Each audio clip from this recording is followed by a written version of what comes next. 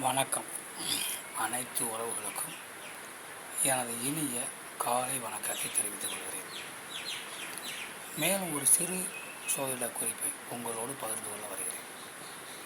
ஒரு ஜாதகத்தில் வக்கரம் பெற்ற கிரகங்கள் தாங்கள் செய்யக்கூடிய செயல்களுக்கு நேர்மறையான செயல்களை செய்யும் என்பதுதான் சோதிடத்தினுடைய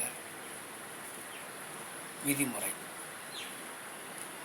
அதாவது மறைவு ஸ்தானாதிபதிகள் என்று சொல்லக்கூடிய 6ஆம் அதிபதி, 8ஆம் அதிபதி, 12ஆம் அதிபதி இவர்கள் திரிகோணத்திலோ கேந்திரத்திலோ இருந்தால் அது கெடுதல்கள் செய்யும் என்பதுதான் சோதனத்தினுடைய விதிமுறை.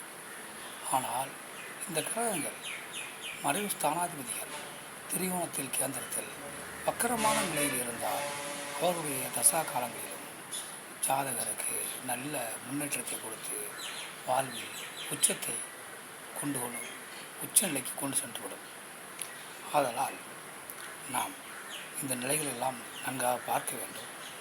அதேபோல் லக்கணத்திற்கு 4ஆம் வீட்டின் அதிபதி தனஸ்தானாதிபதி அவர்கள் மறைவு ஸ்தானங்களில் 6, 8, 12 இடங்களில் மறைந்தால் கெடுதல்கள் செய்வார். அவர்கள் நல்ல வாழ்வு வாழ முடியாது. வண்டி, வாகனம், வீடு, சொத்து, சுகபோகமான வாழ்வு, தாயிடம் அன்பாக இருக்க முடியாது என்ற பிரச்சனைகளாம் ஏற்படுத்தும். ஆனால் அதே சுகஸ்தானாதிபதி மறைவு ஸ்தானங்களில் வக்கரம் பெற்று விட்டால் அபரிமிதமான நல்ல பலன்களை கொடுத்து ஜாதகரை மேல்நிலைக்கு கொண்டு சென்று விடுவார். அதனால் ஜாதகத்தில் நாம் பார்க்கும் பொழுது தெளிவான முறையில் பார்க்க வேண்டும். மற்றவற்றை நாம் அடுத்த வீடியோவில் காண்போம். நன்றி, வணக்கம்.